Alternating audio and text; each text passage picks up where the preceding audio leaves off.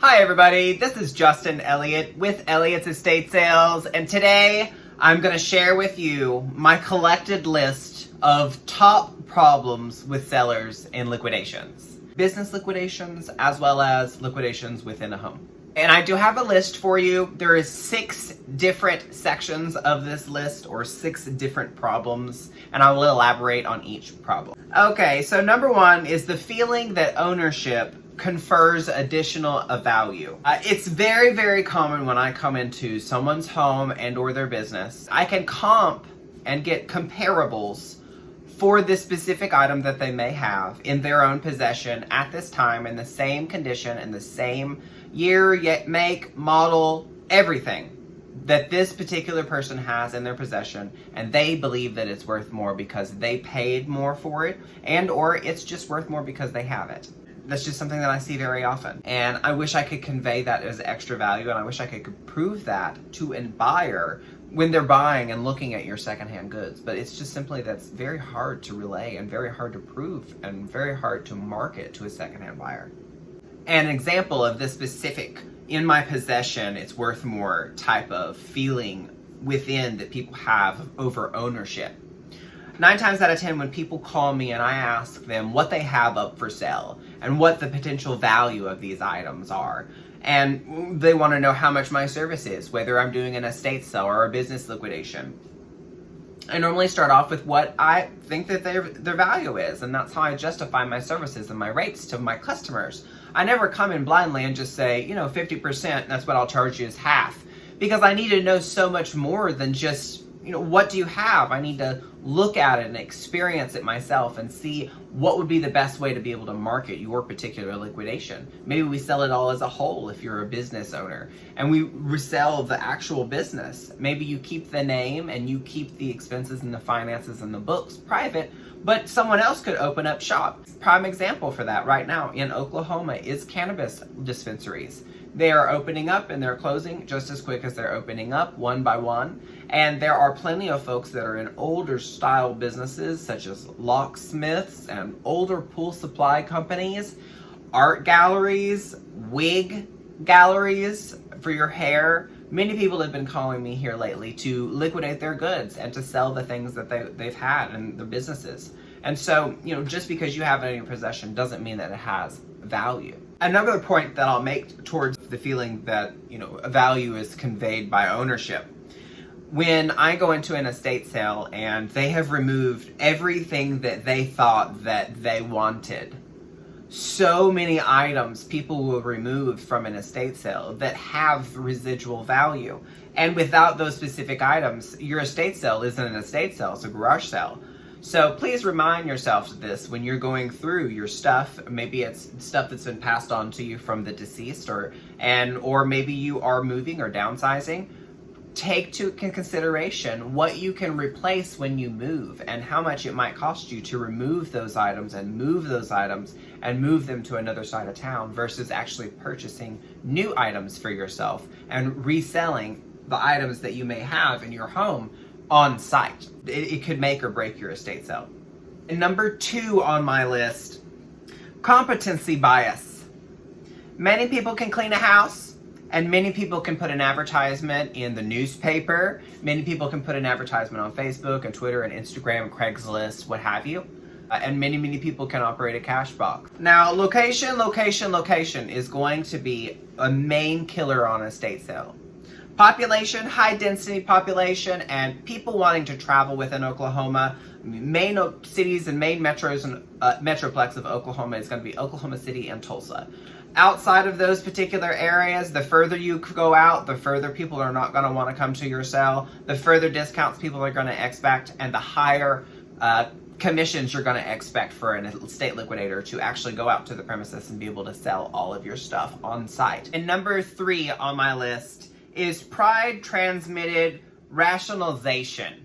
And what I mean by this is, I cannot tell you how many times I will talk to people in person or on the phone or via email or Twitter or Instagram, and I will ask folks what is in their estate sale that they think is of large, high value. And they immediately will go for things that were large value, maybe 5, 10, 15 years ago, such as LCD TVs. LCD TVs have gone down tremendously now. And it's funny right now, we're expecting, and a lot of people are expecting at this time of the year, this is the third day in January in 2021. Most people are expecting a $600 stimulus check. You go to Walmart right now and the aisles are filled with $600 LCD TVs. And if we think about it from 10 years ago, a $4,000 TV would have been an LCD TV, and that's just a normal sized one. Not the 56, 57, 58, 62, monstrous TVs that we see today being sold at any entertainment store. Another is sterling plate. I cannot tell you how many people will bring to me. I will ask them as we're going down our list and our contract, are there any firearms to be sold? Are there any titled properties to be sold? Are there any real properties to be bought, maybe, or sold? I am an investor, and when I go into people's houses, not only am I looking at the personal property to be sold, but I'm also looking at the real estate to possibly be bought and resold or reassigned at the time of the estate sale. 2 different contracts, and me being able to represent the seller's home as well as the seller's stuff.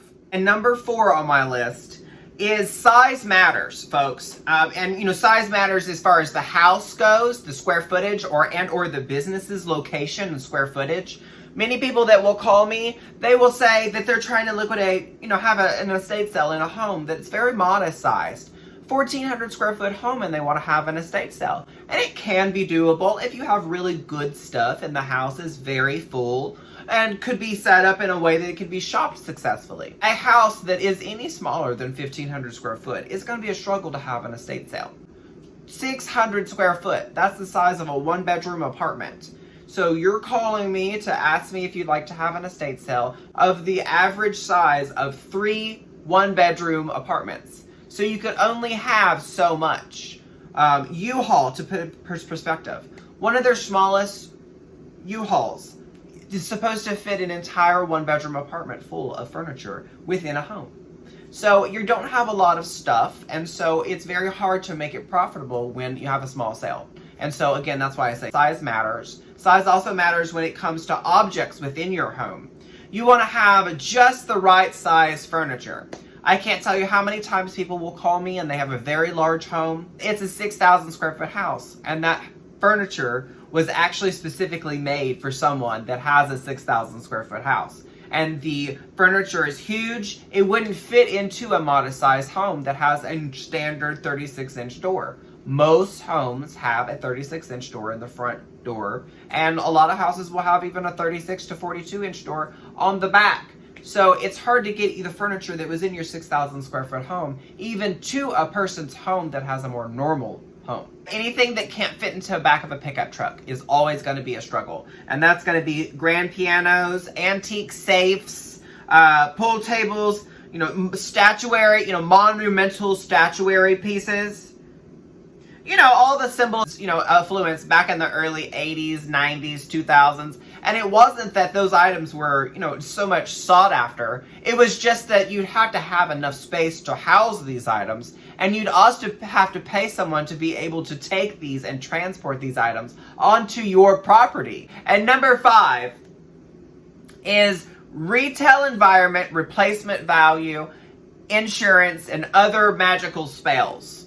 It's always the case that someone tells me that their dear old Henry told them that, something was extraordinarily rare and it was worth a lot of money, and this was going to be a mint when they were, my age.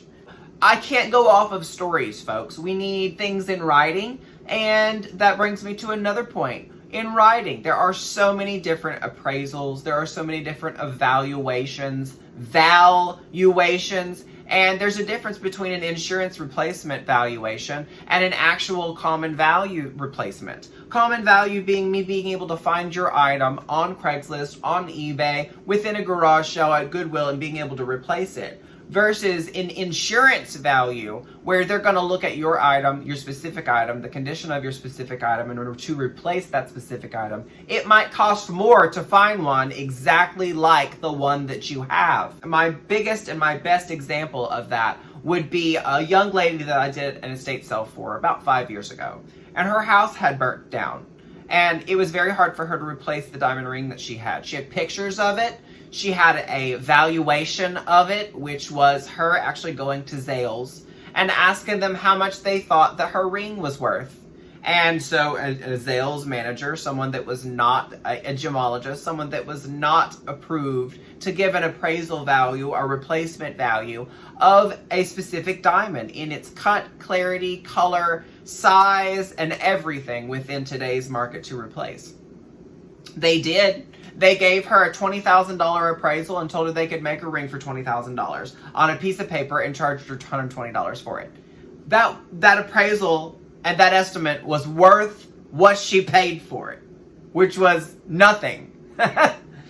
So, a lot of the valuations that you may have in your head, they are completely bogus. And this is the reason why you need someone to be able to come in within your specific market with their experience, to be able to come in and look at your stuff, evaluate it, look at it, and tell you exactly what within your market, what it would sell for. Because a valuation online to sell something online may be completely different than that of the value of to sell it in person within your home or business within Oklahoma City or Oklahoma for that matter. So it's definitely something to consider. Example that I would use for this. Back in the old school days of early 90s, 2000s, everybody used to watch Antique Roadshow. And Antique Roadshow is still on. I believe you can find it on YouTube, and you might be able to find it on any kind of educational programming websites of reruns of past Antique Roadshow. And there were plenty of people that would come on and they would want to know the value of their items, and most of the time their values were completely bogus. They focused more on the educational of the item rather than the actual common value of those items. Majority of the items were going to be museum estimate values, and a lot of the items were not anything that you would stick into a museum. They were items that confused a lot of sellers. They were items that people would think that they were in their home, and they would immediately think that they had a gold mine within their home. And so it drove more and more people to watch Antique Roadshow, and it involved people in actually wanting to be antique collectors and being more knowledgeable about the secondhand goods and things that were passed down from their traditions and their family and their ancestors before them. My point is that there used to be a specific kind of insurance, and the insurance was called Chubb insurance. And they could insure absolutely anything that you thought that was prized value. You could insure this pin here, and you wanted to put a specific value on it. I could put $1 million in value on this specific pin, and I would call up Chubb Insurance, and Chubb Insurance would say, sure, Mr. Elliott, we know that your common black pin from Walmart is very prized to you, and what kind of valuation would you like to put on it? And say I said $1 million. Well, they're going to charge me $300 a month for this particular pin, and they're going to pay out $1 million on it. But before they do that, they're going to give you a deductible of $800,000. So that being said, it was a complete scam and a complete ripoff. And Antique Roadshow, as much as I love watching it, I love watching the entertainment of people giving estimates of value. And the person that supposedly owns the item go, oh my, I just never guessed that we had such a great valuable in our home. It's kind of a joke. And today, it causes me a lot of problems because people will think that their items are valuable and they're simply not in today's world. Number 6 on my list, and this is going to be the final one. This is going to be the top 6th list. You've got to know the territory of your specific location and what you're selling. There is a reason why people pick a specific area to work in and to liquidate in, because you need to become very knowledgeable about the items within your area. Something that is 30 minutes from here, it brings a little bit better prices. Something a little bit 30 minutes this way may bring a little bit lower prices. Perhaps it's easier to get to with highways. Perhaps it's not as easy to get to because it's rural area. And or maybe it's just not accessible for those that can't drive a really long time. I can't tell you how many times people call in a liquidation, and I've established I am working here in Oklahoma. And if you don't know who I am an estate liquidator. I do estate sales in the state of Oklahoma, and estate sales for me, and is what's described in my business, is absolutely anything that you can hold and that's tangible. For me, that's legally to sell. The only thing I legally can't sell would be drug paraphernalia or drugs, and that's pretty much about it.